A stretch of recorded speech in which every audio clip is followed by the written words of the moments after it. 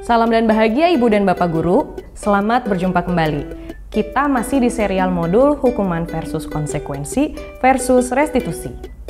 Kali ini kita akan belajar mengenai konsep hukuman dalam penerapan disiplin positif di sekolah.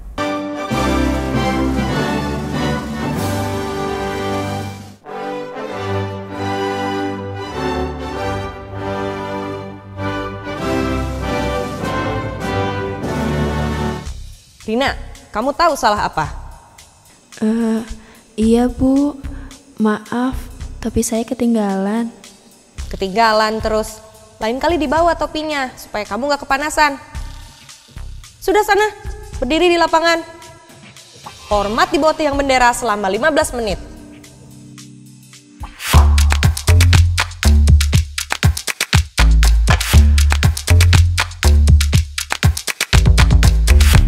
Ibu dan Bapak Guru, apakah familiar dengan cerita pembuka tadi? Dalam proses pendidikan, sekolah yang kita pernah alami, kita mungkin pernah mendapatkan hukuman seperti yang dialami Rina. Saat Ibu dan Bapak mendapatkan hukuman, apa yang paling diingat? Hukumannya, kesalahannya, pesan dari hukumannya, atau yang lain? Kita mengerti, maksud Bu Sinta adalah ingin membuat Rina menjadi murid yang mematuhi peraturan sekolah. Tetapi, kira-kira pesan apa yang Rina dapat setelah selesai menjalani hukumannya? Pada materi sebelumnya, kita mempelajari bahwa motivasi yang diciptakan oleh hadiah atau pujian tidak akan menumbuhkan kesadaran diri murid. Bagaimana dengan cara Bu Sinta yang memberikan hukuman? Apakah hal tersebut bisa menumbuhkan kesadaran diri Rina untuk menjadi disiplin? Mari kita evaluasi bersama. Terdapat kata-kata Bu Sinta yang menjatuhkan Rina. Lalu, terdapat juga bahasa tubuh yang intimidatif seperti menunjuk-nunjuk, disertai intonasi suara yang tinggi. Semua perlakuan ini akan membentuk konsep diri yang negatif pada Rina. Ia bisa menjadi tidak percaya diri, terlebih dia dihukum di depan teman-temannya dan harus berdiri sendirian. Ini bukan situasi positif yang mendukung murid ke arah disiplin jangka panjang. Ibu dan Bapak Guru, masih ingatkah saat kita belajar materi restitusi disiplin diri atau RDD?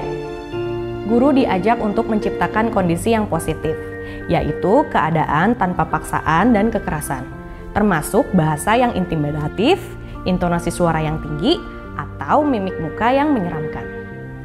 Jika kondisi positif tercipta, maka pesan kita dapat tersampaikan dengan baik. Untuk membantu menciptakan kondisi positif, Diane Gozen mengklasifikasi 3 faktor utama yang harus diperhatikan. Mari kita lihat diagram lingkaran berikut ini. Dalam diagram ini terlihat bahwa bahasa tubuh mempunyai peranan terbesar, yaitu sebesar 55%. Intonasi suara sebanyak 35%, dan pemilihan kata yang digunakan sebesar 10%.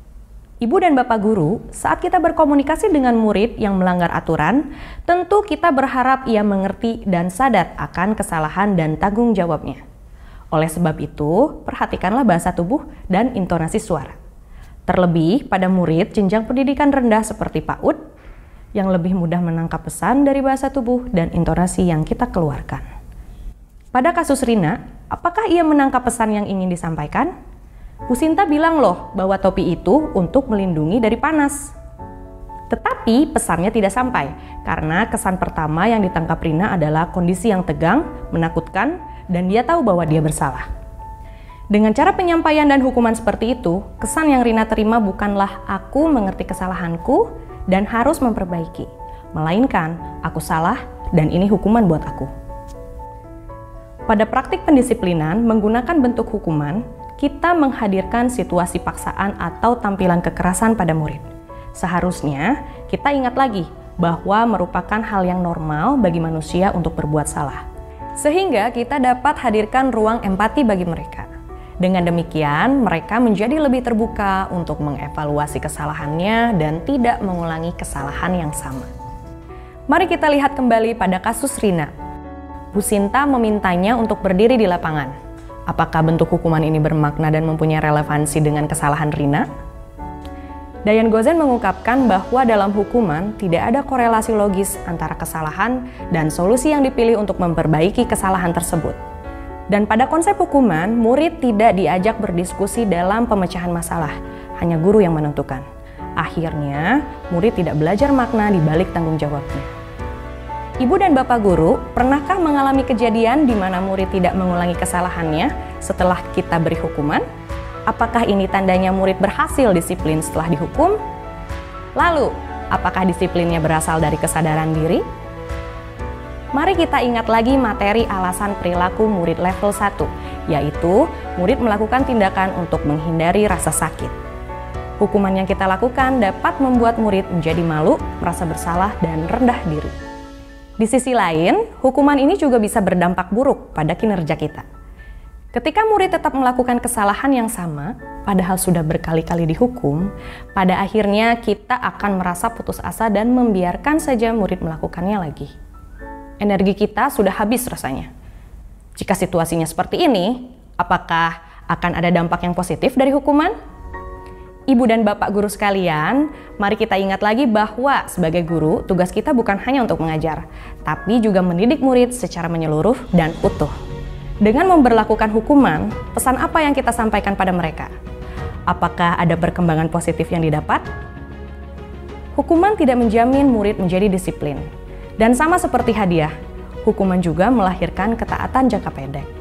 Lalu, bagaimanakah cara agar murid menjadi disiplin dengan konsep ketaatan jangka panjang? Kita akan pelajari pada materi selanjutnya ya. Ibu dan Bapak guru yang hebat, dengan kita mengenali dan memahami konsep hukuman, kita sudah bisa mulai merefleksikan bagaimana proses penerapan disiplin kita selama ini. Mari kita lihat lagi bagaimana